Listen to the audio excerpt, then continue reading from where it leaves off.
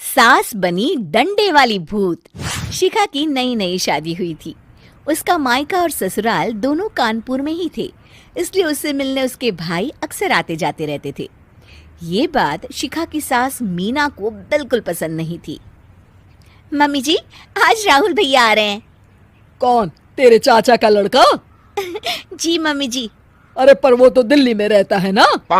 हाँ मम्मी जी, उन्हें कल सुबह दिल्ली के लिए निकलना है, तो वो आज मुझसे मिलते हुए कल सुबह यहीं से निकल जाएंगे।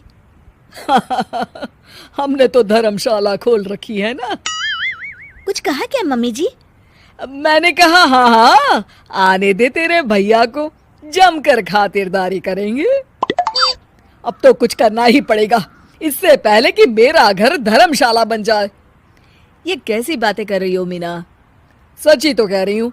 अभी इसकी शादी को साल भर भी नहीं हुआ और आए दिन इसके घर वाले आ धमकते हैं। अरे तो क्या हुआ, वो इसी शहर में रहते हैं तो हाल चाल लेने आ जाते हैं। इस बार मैं उनका हाल और चाल दोनों ही बिगाड़ दूंगी। अब बहुत हो गया जी। अरे ये कैसी बातें कर रही हो, हे भगवान, बस आप तो देखते जाइए। शाम को राहुल आता है। नमस्ते आंटी, कैसे हैं आप लोग? हम लोग तो ठीक है, तुम कैसे हो बेटा? मैं भी अच्छा ही हूँ आंटी। बस आज रात के बाद नहीं रहोगे। चलिए भैया, मैं आपको हमारा घर दिखाती हूँ। रात में खाने के टेबल पर शिखा, रोहित कहीं दिखाई नहीं दे रहा। जी भैया, वो ऑफिस के काम से बाहर गए हैं, कल शाम तक आएंगे। अच्छा अच्छा। बेटा, क्या तुम भूत प्रेत में मानते हो? नहीं नहीं आंटी जी, पर अचानक आपको ये ख्याल कहाँ से आ गया? पता नहीं क्यों, कभी कभी मुझे लगता है जैसे रात के समय बैठक में कोई घूमता रहता है। ये आप क्या कह रही हैं मम्मी जी? हाँ, तुम लोग घबरा ना जाओ, इसलिए मैंने आज तक इस बारे में कुछ नहीं कहा। ये आपका वहम होगा आंटी जी, ऐसा कुछ नहीं होता। हो सकता है। चलो अब मेरा सोने का टाइम हो गया है तो चलती हूँ मैं। शिखा बेटा, राहुल के सोने की व्यवस्था वहीं दीवान पर कर देना। जी पापा जी। अब चलिए भी। अच्छा, तो बैठक में सोने वाले हैं साहबजादे। क्या बड़बड़ा रही हो? कुछ नहीं, आप सो जाइए। मीना और महेश के सोने के बाद शिखा और राहुल आपस में बात कर रहे होते हैं, तभी डोरबेल बजती है। अरे आप! सरप्राइज! काम जल्दी खत्म हो गया तो मैं आज ही चला आया। ये तो बहुत अच्छा किया। देखिए राहुल भैया भी आए हुए हैं, आप दोनों का मिलना भी हो जाएगा। कैसे हो रोहित? मैं तो ठीक हूँ भैया। शिखा, मैं भी आज यहीं सो जाता हूँ, राहुल भैया से बातचीत भी हो जाएगी। अच्छा अच्छा, ठीक है। मीना आधी रात को उठती है, कंबल मुंह से पैर तक ओढ़ के डंडा लेके बैठक में आती है और देखती है दीवान पर चादर ओढ़े कोई लेटा हुआ है।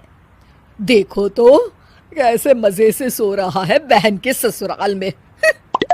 मीना ताबड़तोड़ 4-5 डंडे मार देती है। अरे मर गया, अरे बचाओ बचाओ, कौन है?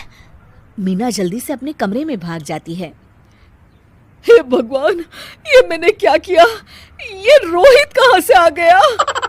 लगता है ये नालायक राहुल मेहमानों वाले कमरे में सो गया होगा।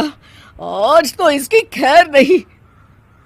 उधर बैठक में, अरे क्या हुआ रोहित? मैं बाथरूम में था, तुम्हारे चिल्लाने की आवाज सुनी। पता है भैया, मैं सो रहा था, अचानक से कोई आकर मुझे डंडे मारने लगा। ये क्या कह रहे हो? लगता है तुम भी आंटी की तरह भूत प्रेत में मानते हो। नहीं नहीं भैया, सच में कोई आया था। मैं तो जा रहा हूँ मेहमानों वाले कमरे में सोने के लिए। इस समय अपने रूम में जाऊंगा तो शिखा की नींद खराब हो जाएगी। ठीक है भाई, जाओ तुम, जहाँ तुम्हारा भूत डंडा लेके ना आ सके। थोड़ी देर बाद मीना कंबल ओढ़ के डंडा लेकर मेहमानों वाले कमरे में पहुंच जाती है। वो बिस्तर पर सोए रोहित को फिर डंडों से मारने लगती है। अरे मर गया, अरे मर गया। तू भूत प्रेत में नहीं मानता ना? ये ले, अब डंडे खा। हैं? ये तो माँ की आवाज है। रोहित कंबल खींच देता है।